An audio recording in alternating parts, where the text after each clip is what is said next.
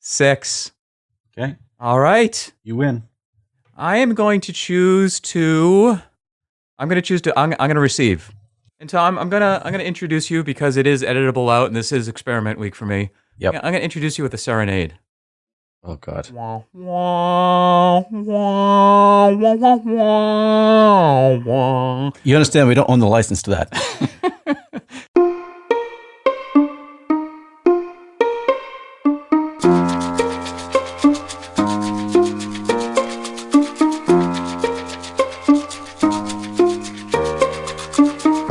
So I have Force Awakens on the mind because I've been listening to a lot of the Hello Internet back episodes, thanks to you. I've not listened to any podcast episodes ever prior to our little project here, and Hello Internet has definitely been a lot of fun. And they did episode 54, complete review of Force Awakens, like a Right. 2-hour epic, which I really loved. It's one of my top 2 favorite takes on Force Awakens. There's another YouTube video that's very popular that goes on for an hour and just shows you every single Easter egg. But so this was great. And, you know, with most commentary by Brady and Gray, I agree with like 90% of it. So I was really rolling with it until the very end where they talk about the final scene. And for anybody who hasn't seen Force Awakens, this is major spoiler territory. But essentially their reaction was the movie should have ended after the big battle is won and they get the little chip and now we know where Luke is. Rey flies off and then you should roll credits. When actually what happens is they continue on. She flies down to the little island where Luke is and this protracted scene of her walking up the steps and crescendo of music and see Luke extend the lightsaber and then the credits hit. So my experience of that final scene was overwhelmingly positive. Yeah. Like in terms of being a 7-8-year-old, just subjective, give me my Star Wars mojo, that was the best part of the movie for me. It was real full circle because the very first words of the movie were Luke Skywalker has vanished. Right. And so I really wanted to see him. Plus the music was so awesome. It's my favorite chunk of music in the whole movie. And it just really did for me. Like I did not mind that she was taking her time walking up those steps. It was just really fun to watch. And it made me think do I just not have a good eye for film and movies? Are there some experiences where I lose my objectivity? And is that a bad thing? And so I sort of just questioning myself after my, 2 of my uber geeks on the Mount Olympus of geek are strongly in the other way. So I had to ask you, Tom, as the film aficionado, what your reaction to that last scene was. I agree with you. I think it was appropriate for as an ending for that film, especially considering that, like you said, the opening crawl references his whereabouts. So you were good with it? Yeah, I'm good with it. Remind me what their criticism of it was? Basically, from an objective storytelling standpoint, all you needed to do was wrap up the fact that they had found Luke, and then she flies off. And there was nothing in terms of the plot or the narrative or in terms of moving the movie along that scene added. It was just this. Well, that's assuming that movie is just a self-contained movie, which it's not. It's the opening chapter of a trilogy. Right. So it makes perfect sense to set up the next chapter. And it's my understanding is episode 8 is going to pick up exactly where that left off. Yeah. The other sort of plotline objection I had to their criticism was, well, if she just flies off into space, it's not a guarantee that she's going to actually find him and then he's going to be alive, right? So... Well, then, and that would set up the next movie being still about trying to find him. Right. Okay, that's cool. I feel better about myself, although a little bit, because I just started thinking about movies and how subjective or objective I am when I evaluate movies, and if that's actually relevant. Like, do you, as someone who actually studied film, has it radically altered the way that you experience or enjoy movies? Like if you just go to like some fun flick, but there's major mistakes in some. It's kind of hard it gets harder to appreciate some things, like that because you understand more about how they're actually put together and how mundane it is to actually construct those things. That some of the magic, I suppose, is lost if you're too intimately familiar with how films are made. But because you see more of the mistakes? You can see how things are edited and put together. You can see how shots don't match. It's more obvious if you more attuned to that type of thing. Right. But it's not so bad that I never can enjoy a movie ever again. It's just I can't just sit there like a 6-year-old and be agog at what's up on the screen anymore. Huh. So you've lost your 6-year-old agog persona. Yes. I guess that's kind of a loss. Well, I just substitute with my 8-year-old self. Yeah. So I might be extending my initiative a little bit here, but there was one other topic I wanted to ask you about because we were talking about different topics that we were sort of trying to construct these past weeks, the mental Venn diagram, Right. where your interests overlap with mine in terms of, what we're going to talk about in this thing. Yep. Yeah, there's a ton of overlap, so I think there's plenty of food for thought. But one thing that was on your list that was not on my list was Marvel movies. Okay. And I thought about it in this context of how subjective or objective am I being when I evaluate film? Because my current biased opinion on superhero movies is that they're mostly junk. Okay. Right? And that there's little depth available to them. And I say biased because I think I've had this feeling for a while, and therefore I don't go to a lot of superhero movies or even watch them later. So and when I think back about my history of watching them, when I was like 6, I liked the original Superman in 1978, but that was like a little kid thing. And so I can't really think of any fantastic, really high quality superhero movies I've seen recently, with the exception of Guardians of the Galaxy. Did you see that? I did. Which I liked because it seemed like a completely different take, at least in terms of the feel, how seriously it took itself, which it did not take itself seriously at all. Right. Am I correct that I am biased and that there's a world of quality out there in superhero movies? I think there is, obviously. The Marvel movies in particular are enjoyable to me. Even as we established, it's hard to look at these things subjectively.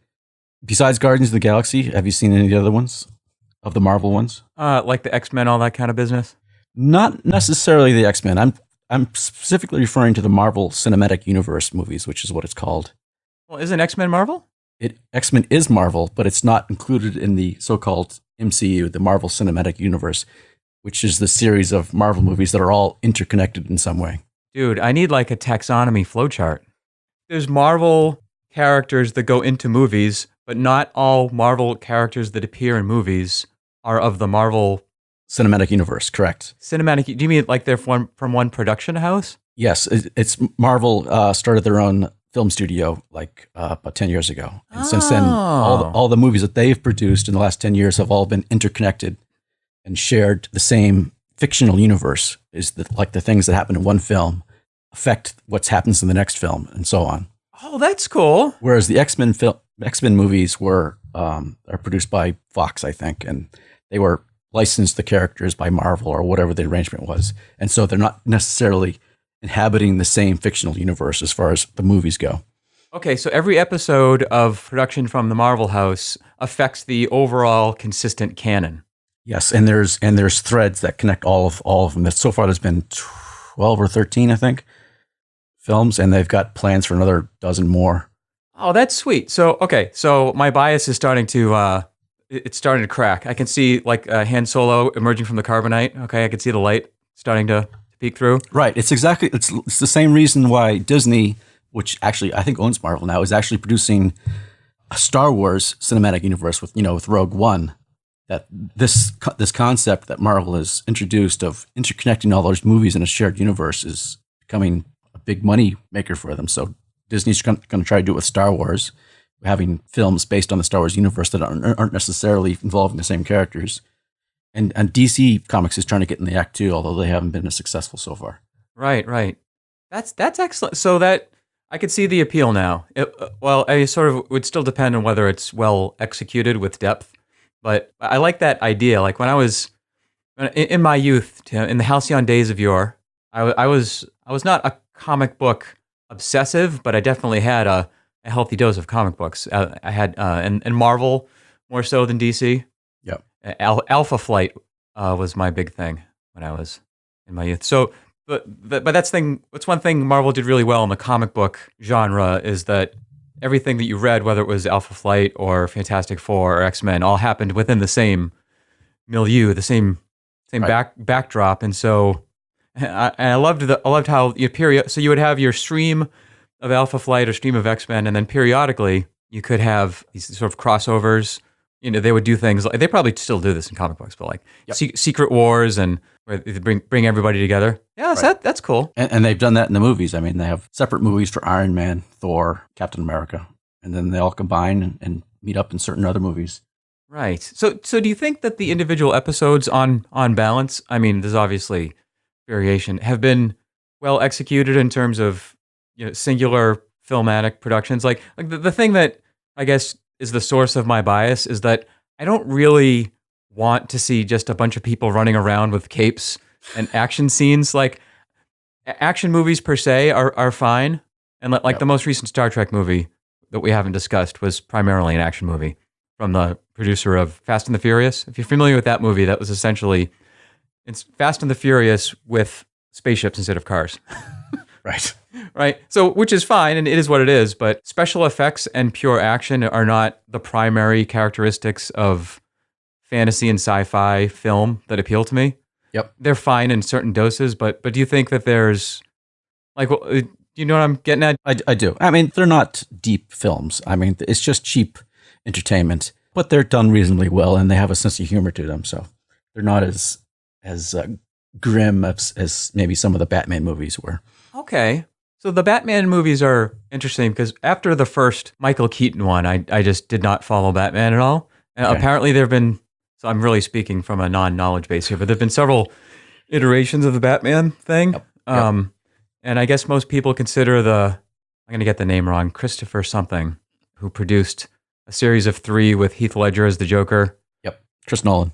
Right. And so those are considered, like if you Google, which I did, best superhero movies ever, that trilogy comes in at the top on most lists. And they're very good. They're very well done, and Christian Bale is very good as Batman, but they do lack a lot of the humor that the Marvel movies has. Yeah, that's the one thing I loved about Guardians of the Galaxy is that it was by no means perfect, but there's a certain we don't take ourselves too seriously. I mean, that movie did not take itself seriously at all. Like they went a standard deviation or two the other way, which like if you compare the two big universes of Star Trek and Star Wars, Star Trek in general takes itself a little less seriously than Star Wars.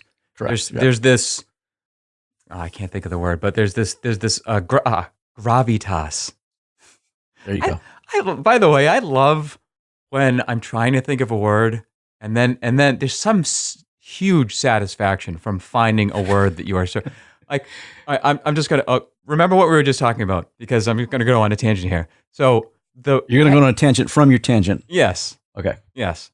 But you know that this general experience I'm talking about, right? You're trying to think of a word. Maybe it takes you a minute, maybe a day later. And you finally open that drawer inside your mind and, oh, there it is. Oh, dude, that is so satisfying. So the most intense experience I ever had of this was I was trying to think of the word, and I'll circle around this to see if you get the word before I reveal. What is the word for a regular, routine, daily activity that you do for overall health and well-being? Kind of like an early 20th century word. It might be referring to something that you take or a walk. And so I was mulling this over and over and over in my mind. I was driving home from work, about 5 minutes from home, and it hit me like this huge, glorious wave. Constitutional. Oh, dude, I cannot describe to you how satisfying that. It was seriously like this wave of realization. It's so satisfying. This daily walk for periodic well-being also can refer to like a daily elixir. Right. Like your shysters would hawk this in the early 20th century. Take this constitutional, or it's kind of an old person term too for something that you take in order to get the plumbing going. So, that was so good. Anyway, okay, end tangent. End tangent. Recursive return. So where were you? Guardians of the Galaxy. Oh yeah, so yeah, where were you? Dude, it was your responsibility to take notes. If I'm gonna jump off the bridge, you were talking about Star Trek being less serious or more serious. Thank you. So there are awesome, really funny Star Wars versus Star Trek videos where they like totally rank on each other. Yep. And like the big rank on Star Wars is that it takes itself too seriously, right? It has too much gravitas. That was the pinpoint for the tangent jump off. That's when I strapped the bungee cord to my waist and jumped off. Yes, that it has a gravitas, and I was talking to my brother about this. I don't know if we need a code name for my brother because we both know him, Yep. and he's a good mental reference point. So we need to think of some sort of X name for him, Brother X or something. I don't know. But anyway, so we were saying it's not like you want every movie to be a complete laugh riot, right? There's Yep. something enjoyable about experiencing a drama with gravitas, but it's just about what that balance is. And I think what Guardians of the Galaxy rightly reacted to is this: it was the tendency of fantasy, superhero, sci-fi to take itself too seriously all the time, right? Too much of a bias in that direction of the pendulum. So you haven't seen any of the other recent Marvel movies except for Guardians of the Galaxy? Correct. I've seen Star Wars, Star Trek, and superhero-y stuff.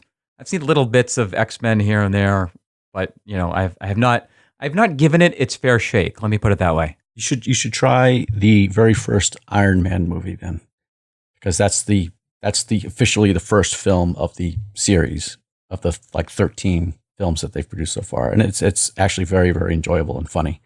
Okay. So if you enjoy that, then you'd keep going on the series. Sweet. I've enjoyed it, and I was never a big Marvel fan before I started watching the movies, and then I started reading the comics more. Do you read the comics these days? I do. I subscribe to Marvel Unlimited, which is just their all-you-can-eat subscription service where you can just download comics onto your iPad. Oh, so it's an iPad medium. Yeah, digital comics. So they have a huge back catalog, obviously, and they have most of it in their digital library now that you can just pay X number of dollars per month and you can just read as much as you want.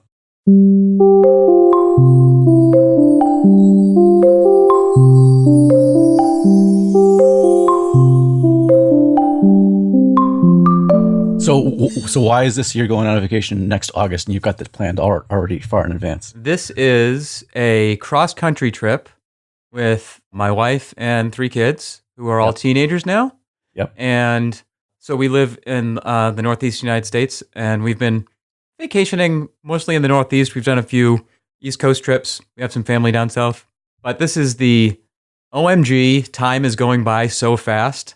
And as any parent knows, it just accelerates and accelerates. And we sort of just had this watershed moment a few years ago where we're doing some financial planning and realized, if we don't consciously make an effort to cordon off blocks of time, like real quality, cool experience time to spend with our kids, then it's never going to happen. There's this assumption that I'm always going to wake up and my kids will always be there. I'm always going to wake up. But eventually they'll probably go off to school and they'll probably have lives of their own. And so we just sort of really wanted to do something. So this is going to be a 6-week trip, primarily west of the Mississippi. So we're going to see some friends down in New Orleans and Dallas, and then hit primarily state parks. So the Grand Canyon, Colorado, New Mexico Nice. kind of area. There's like half a dozen parks, national parks that are amazing, that are too numerous to mention. And then continuing on west, hitting the national parks there, seeing the ocean, and then kind of curving up, hitting Yellowstone and the Badlands, some friends in Minneapolis and Chicago, and then on the way back. So, this is perfect. Now, if you're on the road on August 21st, you'd be able to witness the first total eclipse in the continental U.S. since 1979. Did you know about that? I saw vaguely passing reference to it when it was a year. So what day is it? August 21st, 2017. On August 21st, I saw, hey, it's a year away from the eclipse. And I was like, Yes. what? And then I got distracted by 12 other things. So You got to put that on your to-do list at the very tippy top. August 20th, a full eclipse. A full total solar eclipse visible in the continental U.S. Will this be like one of those, it's got to be perfect weather dependent, it's going to depend on where you are in the U.S. kind of things? Or Well, if you already got the week off and you're traveling, you should pay attention to the weather report and make sure you're in the part of the country that's going to be able to see it and have the most sunshine.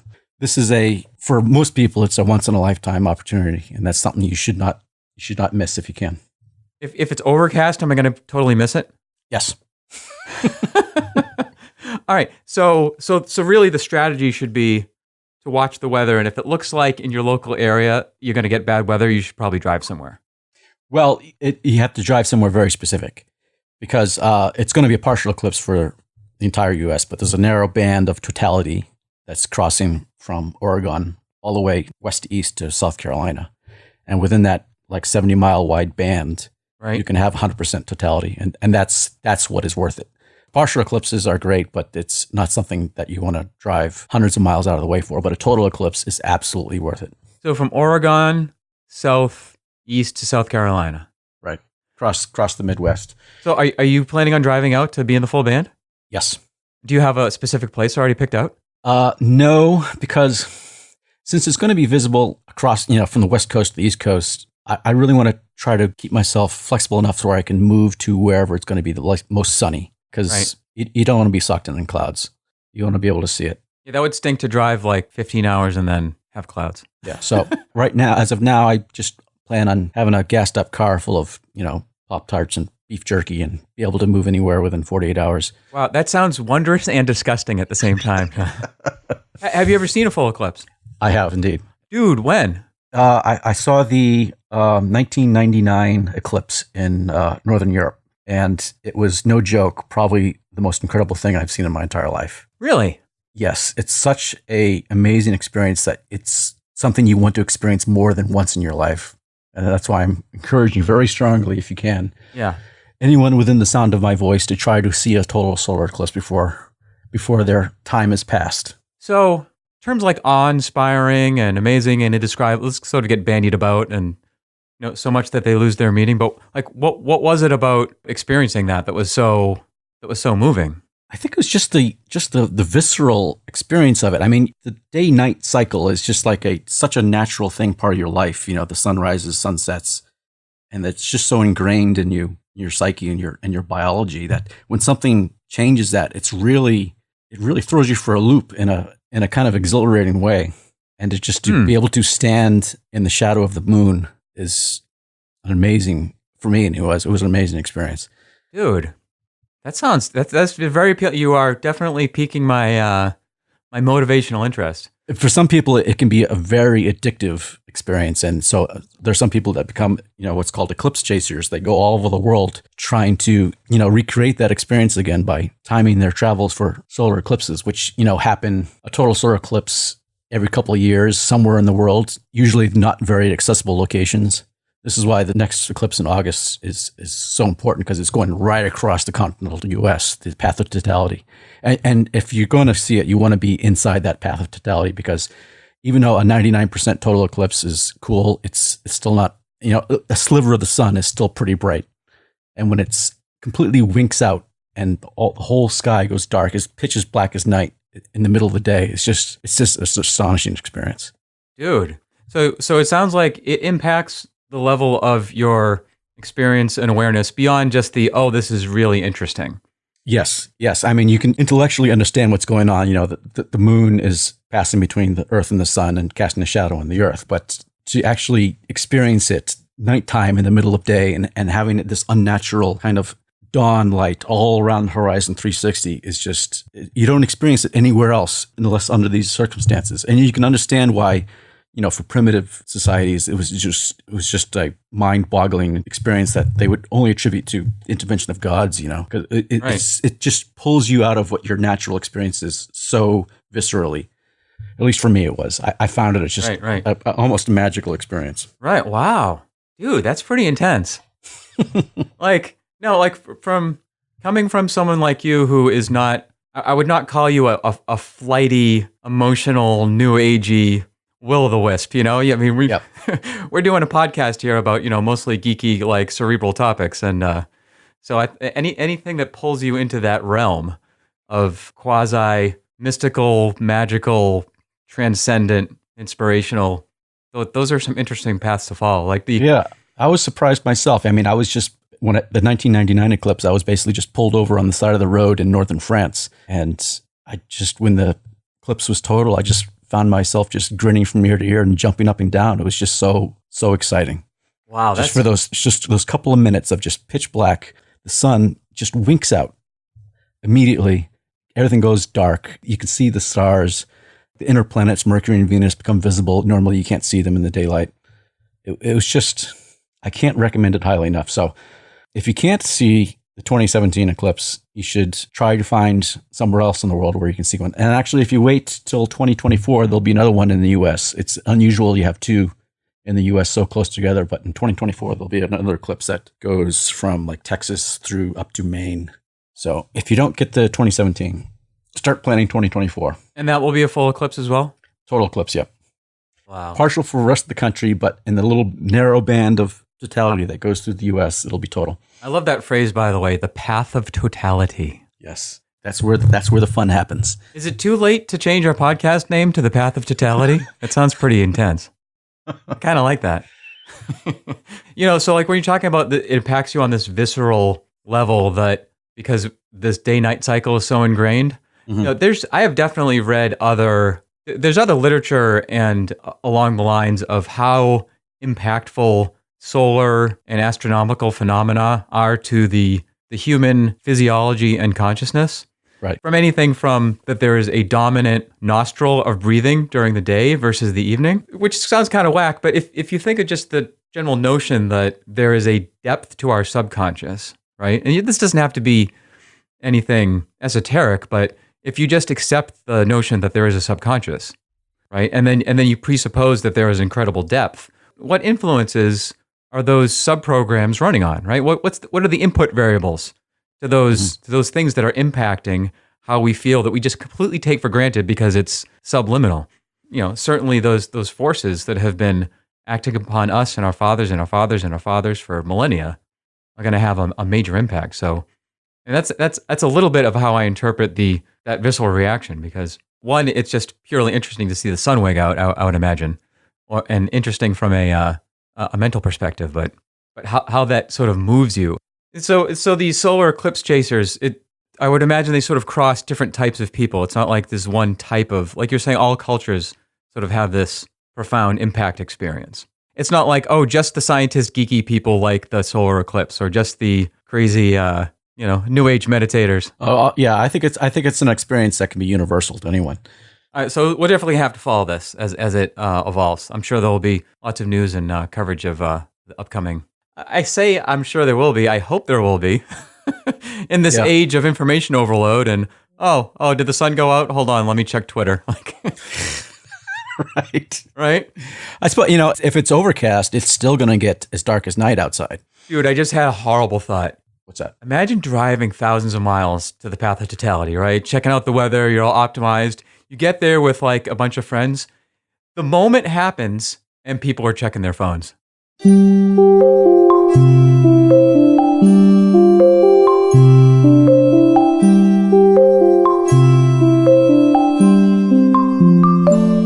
So I feel like I'm kind of mentally avoiding this topic, Tom, because it's such a huge topic. Okay.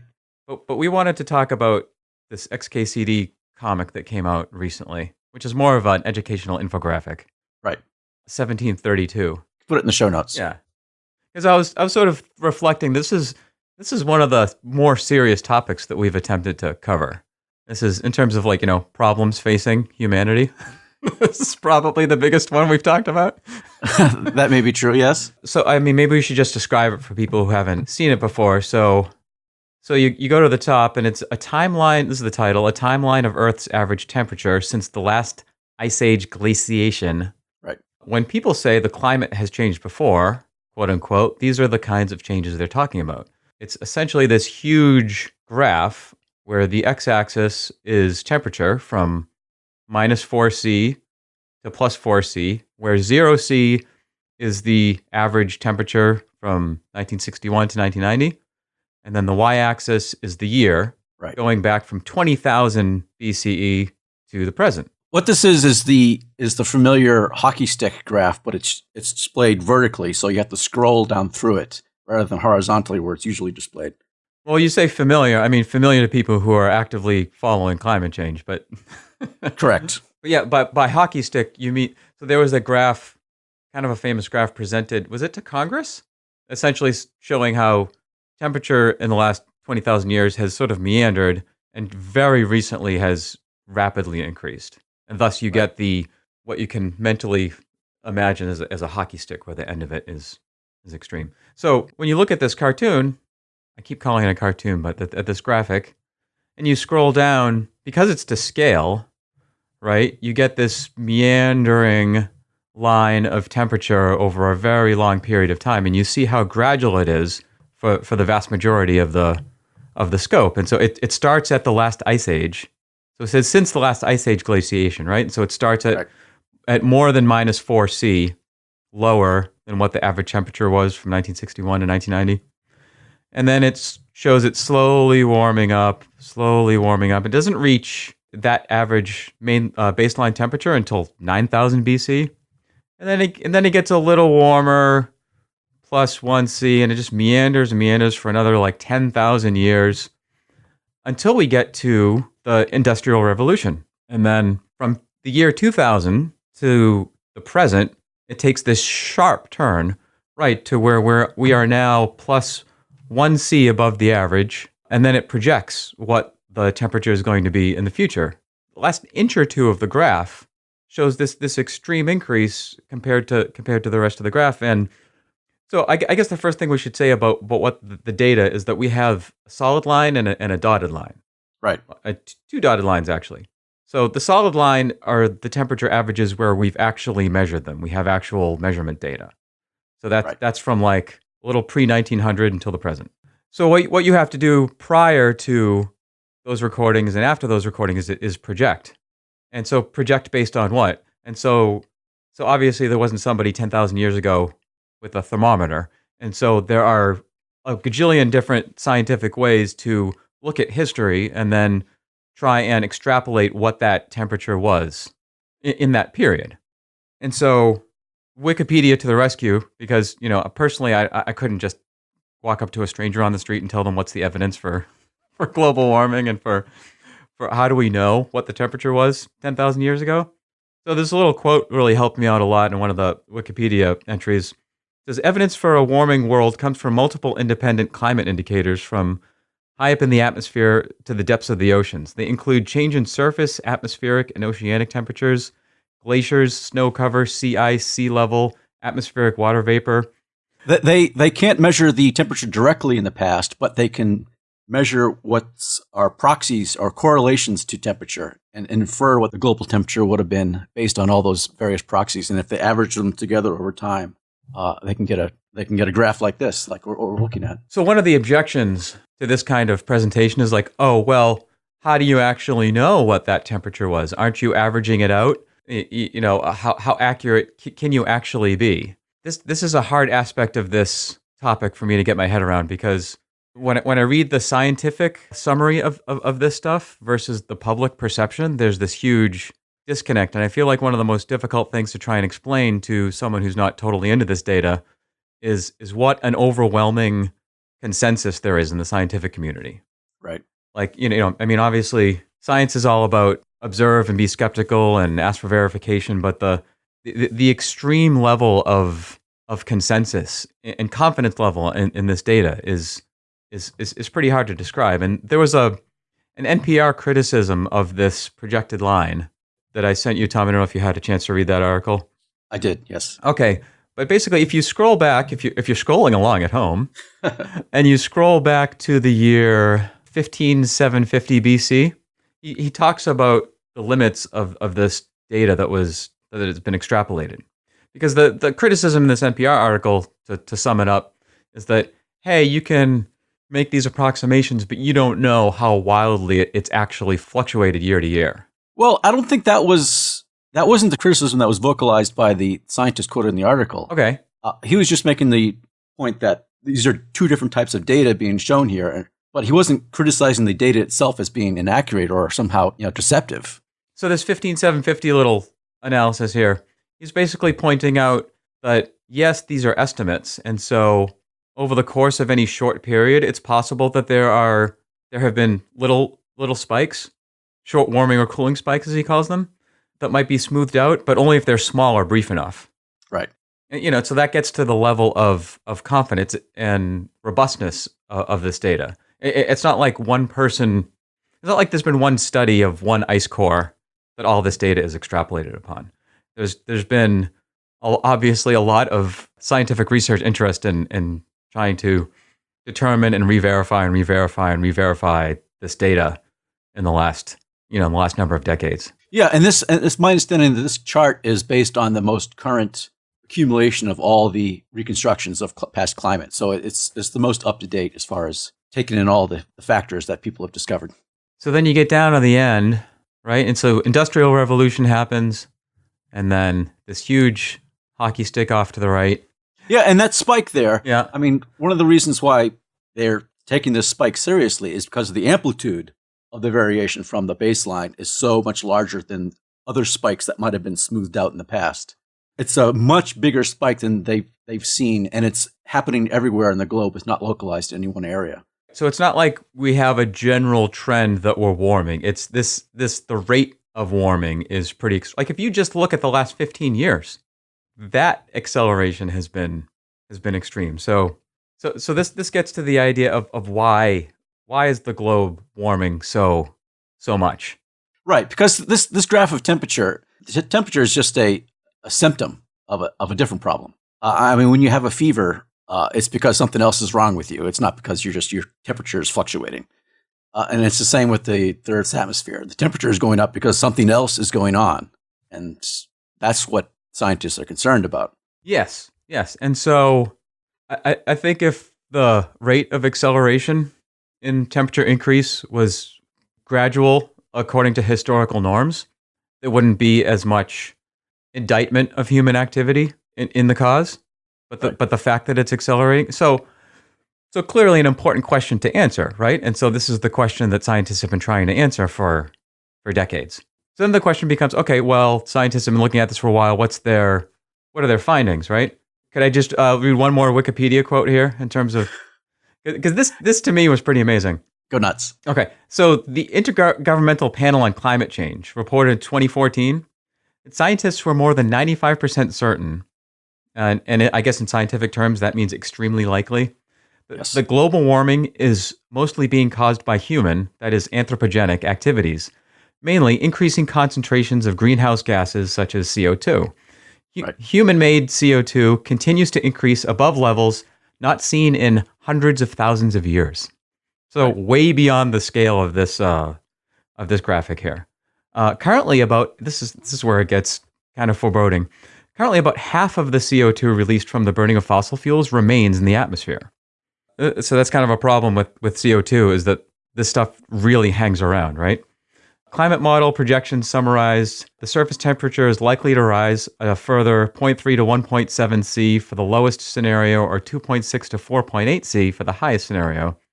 These findings have been recognized by the National Science Academies of the major industrial nations and are not disputed by any scientific body or national or international standing. So the consensus here is overwhelming. Right. I think a more convincing chart to show people wouldn't be the temperature chart, but it would be the carbon dioxide chart, because that is spiking at the exact same time as temperature is. And that is clearly from human activity. Well, we contribute to it. I mean, there's a natural cycle of carbon dioxide going in and out of the atmosphere, but since we're contributing more to it, more is being added that can be taken out every year. So it's starting to accumulate at a greater rate than it has in the past. I feel like we should add a brief explanation here as to why CO2 is so bad in the atmosphere. It's a greenhouse gas. Right. And greenhouse gases are bad because they work. They call it greenhouse gases because they operate kind of like a greenhouse does. A greenhouse is transparent, allows sunlight in, allows heat in, solar radiation in, but it doesn't let it out at the same rate as it comes in. And carbon dioxide in the atmosphere works as kind of the same way, where long-wave radiation from the sun can come into the atmosphere, but it can't escape back out again. And so it's trapped within the atmosphere and leads to rising temperatures over a long period of time. Right. It's like that energy can't be released, and so that energy goes somewhere, and so it effectively does things like it heats up the oceans. Right. This is a phenomenon that's very well understood in the scientific community, and so that's why there's 95% consensus on this, is because adding more carbon dioxide to the atmosphere is a no-brainer as far as what the result is going to be. So, like you said, that chart of CO2 is pretty alarming when you see the levels. And then when you understand how long it takes CO2 to leave the atmosphere. So when Randall on his chart here shows best case scenario, assuming immediate massive actions to limit emissions, that's like we completely changed the entire nature of the economy, right? And so assuming that's not going to happen, then the optimistic scenario, this I think also implies a pretty unrealistic level of political will, but that goes up to 2C. And then if we continue to do what we're currently doing, that goes up to, what is that, over 4C.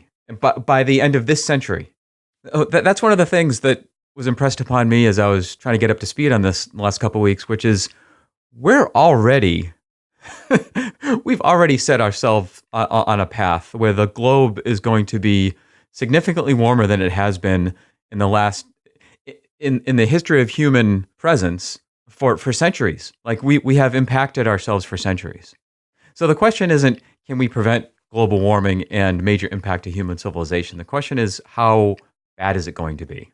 And whether there's going to be a tipping point in the rise of temperatures where we get past a point where we can't prevent the loss of the ice sheets on the North and South Poles, which would create a huge sea rise all across the globe. Right.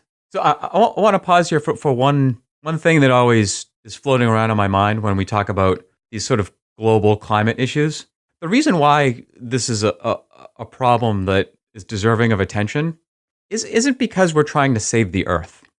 Like this is kind of an old George Carlin take, but it resonates pretty strongly with me that we're talking about preserving our own habitat as a species. We're not talking about save the planet. Yep. Like the planet, it's going to be fine. There have been calamities a go-go that this planet has endured for billions of years. There's been plenty of mass extinctions in the past. Yes. And there will be again in the future. It's just a matter of whether we'll be included in that next mass extinction. Exactly. While I can understand why certain organizations like to couch it in these Earth Day, save the planet, yet we're not talking about saving the planet. We're talking about there is already a level of human suffering that is going to occur because of our activity. So the question is, what can we do to minimize that level of suffering?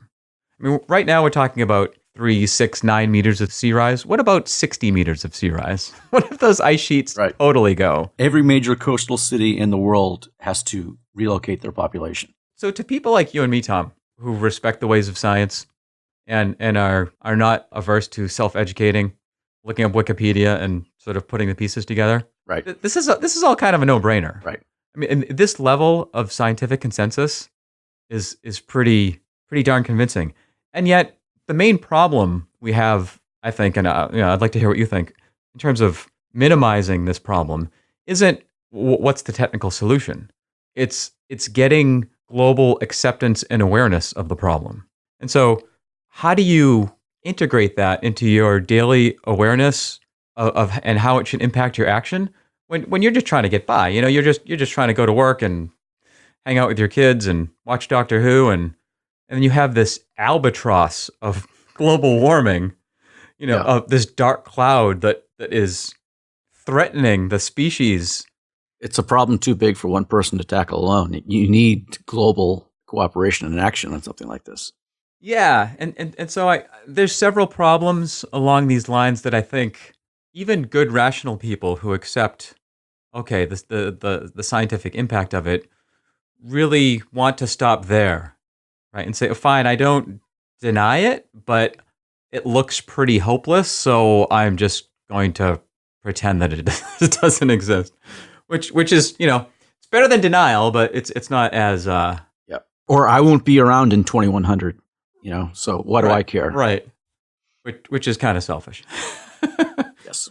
So there's then like a third level, I think, which happens, which is, okay, let's hope for magical solutions.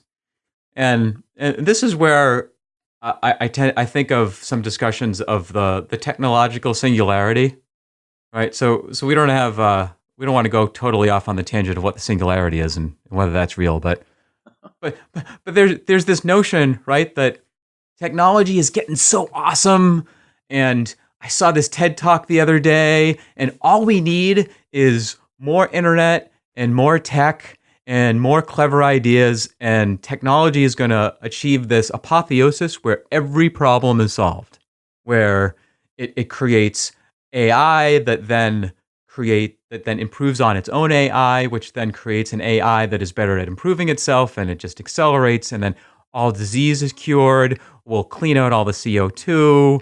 We'll, anything and everything will be solved by the technological singularity.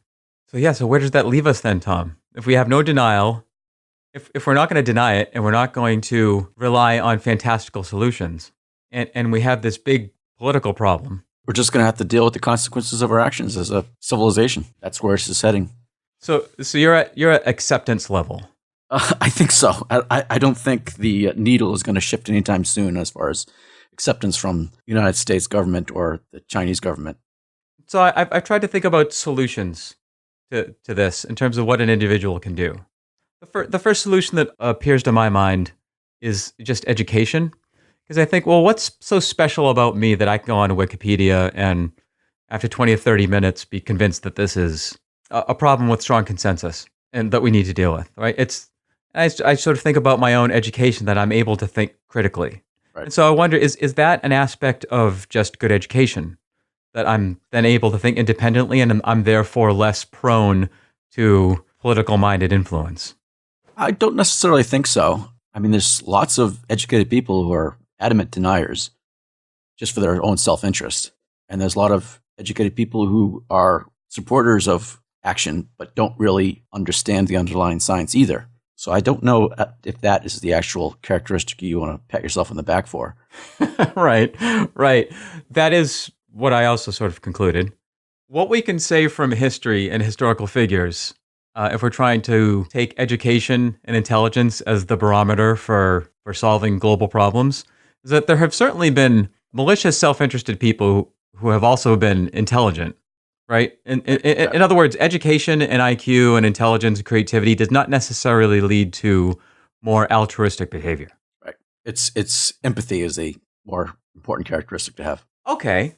So let's explore this for a few minutes. So if we're talking about educated people who still have self-interest or deniers, and that we need more altruism, right?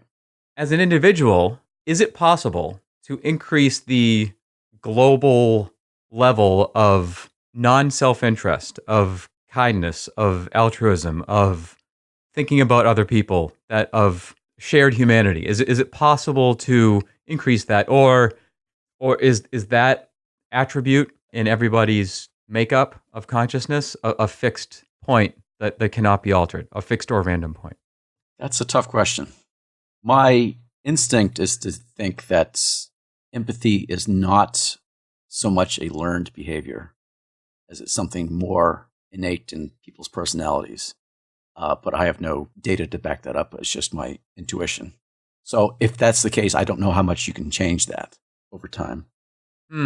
I mean, I was thinking about this as it relates to so for example, another major problem that the globe faces is world hunger, right? I mean, so right now we exist in a world where there are human beings that are starving to death, and there are human beings that get far less food than they need, and other basics, but just focus on world hunger.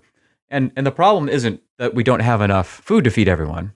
It's not a food volume problem, and it's not a technological distribution problem. You know, if everybody got together in a room tomorrow and said, "Hey, let's feed everybody," and that's the number one priority, we could do it.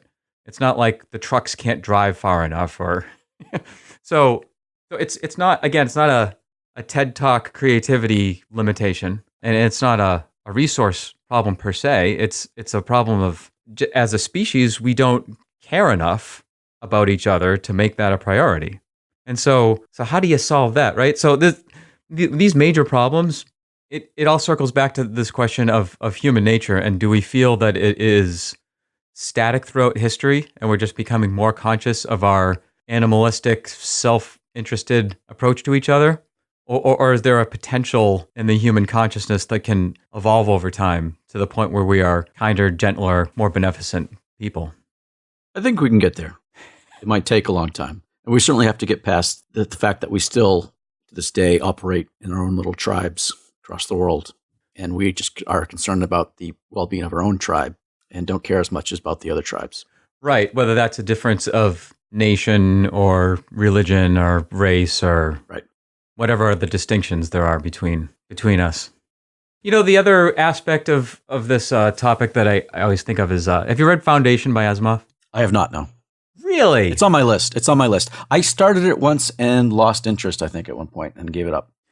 I would call, so it's, as you know, on the list of everybody's, near the top of the list of everyone's best classic sci-fi books of all time. When you talk about classic sci-fi, like pre, I don't know, 1980.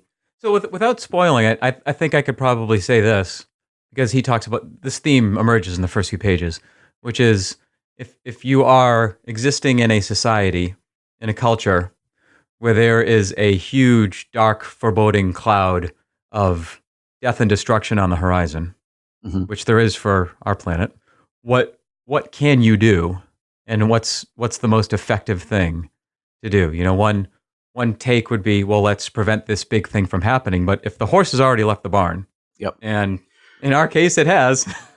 Well, I could tell you what I would do. Having worked in the IT field for 20 years, I'm a big fan of offsite backup. Okay, so were you talking a little Ark in space action here? Exactly. Preserve what you can and shoot it off into space as far as you can. Well, that's one way to do it.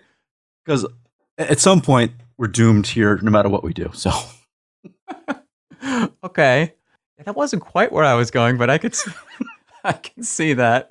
I guess what I was more thinking of is, so for me, this relates back to that empathy point, is because it doesn't really matter if we solve, even if you could snap your fingers today, right, and completely solve this problem, that doesn't advance the baseline empathy of what we were talking about. So we're just going to get ourselves into a similar problem in the future. It might not be global warming, but it'll be, the next problem that we don't all solve together because we care about each other. Right. The effectiveness of antibiotics, for example. Yeah, exactly. So on the one hand, I feel like a moral obligation to my fellow man, as much as even if it's 1%, 2%, 3% reduction in the level of human suffering that's to come, that it's worthwhile to still try and raise awareness and expedite action as much as we can. So that's sort of the surface level, let's address the emergent problem. But in terms of addressing the underlying cause, or one of the underlying contributing causes, what we've just been talking about, baseline empathy, that's what gets me to more explore, how can I utilize my own consciousness, my own individual consciousness, in order to affect that pool. So that leads me more into personal activity and refinement of consciousness and other topics such as meditation and all that. But that's probably a tangent for another day. Yes. But it is pretty amazing how quickly depressing it could be when you read 2 or 3 things about climate change. Right? Yep. Or listen to a podcast about it. Right. We should probably, in the final few minutes we have here, try and find a more entertaining note to end on than, wow, this is really depressing. Good luck with that. We're all doomed, folks. We'll see you on. Hey, that's what we should do, Tom. We should record a bunch of podcasts and send them out into space. I shudder to think about the future civilization that will be built upon our foundation.